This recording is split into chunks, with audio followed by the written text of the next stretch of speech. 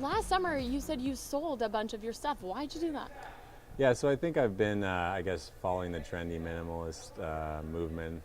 Right now, I guess the millennials are kind of going through the student debt and the mortgage kind of transition. Things aren't the same as our baby boomer parents might have had. So I'm always following, tiny house living, and I love going camping with as few items as I can, and just really getting to that self-reliance that we kind of have lost with today's, automatic dishwashers and Bluetooth refrigerators and whatnot. So I think it's just kind of getting back to keeping things simple, sort of like what I did with my goaltending. I guess maybe it's the same thing, but I think less is more in many ways, and I try not to preach it, but I'm always excited if guys want to go camping with me and give things away to Salvation Army.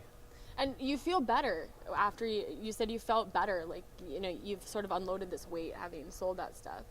Yeah, I think just the more things you own, and this is kind of just, I don't know if there's a psychologist out there that can prove this, but everything that you own, you're storing some kind of mental capacity for that.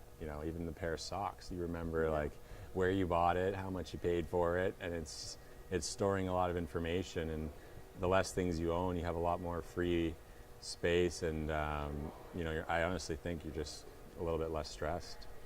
What's the ultimate goal? I know you talked about a tiny house. Are you in the process of looking for one or building one, or is that kind of your ultimate goal? Are you going to start a show that we can watch about tiny house building, or what? Where do you want to go with it? I think you've got more of a face for media, so I think I'm going to stay just exploring it on my own and researching it. A lot of people are kind of guinea pigging that whole lifestyle. And obviously with architecture now, there's tons going on. So I'm holding off, and obviously I don't have the luxury right now to know where I want to live and settle down or anything. But I can't see myself living in a normal home at all, or having a 30-year mortgage. So at least I kind of know what works for me. And I've even looked at living in a van, and obviously the mobility is kind of nice, and being able to go wherever you want. I'm just big on freedom. At what point did you kind of know that was the way you wanted to direct your life, sort of with the minimal things and living small?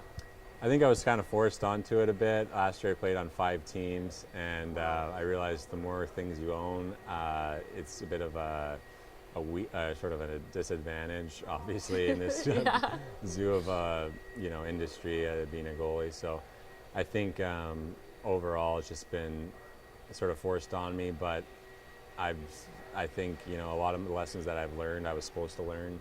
I spent a lot less time on Amazon and online shopping, and I think that's for the better. And just trying to do things that are a bit more, focused on others, and not trying to, see the next hot item on the market to buy. And it just kind of makes you work on your own stuff instead of seek it in other things.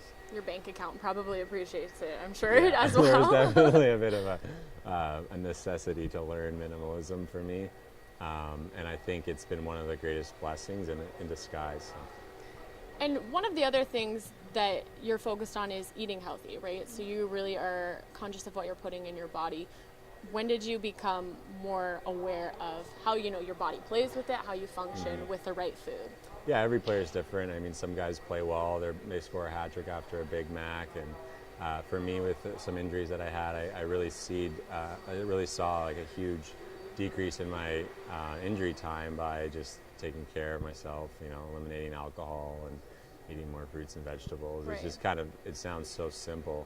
But there's a lot of NHL guys. Mark Scheifele is kind of pretty diligent on how he eats, and a lot of the guys training around these guys that are the best in the world, it's really not abnormal anymore to see guys really finding that competitive edge in the food they eat. And there's something that you kind of talked about. You didn't get to do it here, but it's something you do want to do eventually, is this healthy food drive. Talk about that, and why do you want to use your platform to sort of push that healthy food initiative? Yeah, so there are some hunger zones in the States, and sometimes food security isn't always optimum, but I think if you can actually have nutritious food given to kids at school, it makes a difference. I came from some privilege where I had a healthy lunch every day at school, and I can really see that the more I learn about the brain health and whatnot, I think some of the best thing you can do for yourself is giving your body the essential nutrients. And I don't want to, preach too much and lecture people on how they eat, but it's amazing that the difference it makes when you start eating just real food and get back to the basics, spend a bit more on produce and shop in the grocery store around the perimeter. And there's a whole movement going on right now. All you have to do is kind of Google, and within 30 seconds you're overwhelmed. So that's actually the challenge now, is it's so confusing because industry sort of wants to lead you down certain paths. I can get talking about that as well, but I'll just end on that there. Do you feel better? Have you noticed a shift in maybe your game when you know that you've focused on the right foods and eliminated the things, as you said, touched on, as alcohol and maybe sweets and candies and things like that?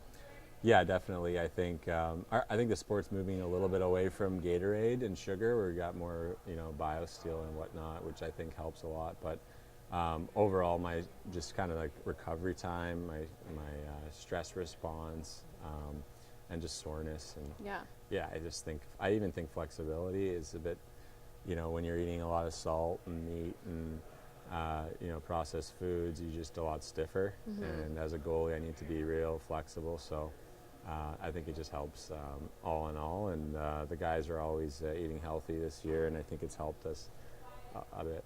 What's been your favorite moment so far this season? If you look back at this year, what's maybe been the thing that is going to stand out most to you? There was kind of an interesting game in Norfolk where I was on the bench talking to a fan. They have the goalie sitting in the corner there, and I was asking fans about the town and whatnot, and then I just remember seeing my teammate Brian Diffley come over to the glass and point at me, saying that I was going in. So I was actually just joking with the fan about having one of their chicken fingers because I was getting hungry. Going back to that health. Yeah, right, exactly. A bit of a hypocrite there. And then I just grabbed my goalie mask and hopped in, and we had just they had just evened the score at 6-6, and held it off, went to overtime, held them off again, and we scored in overtime, and I stopped all three, so we ended up getting the win.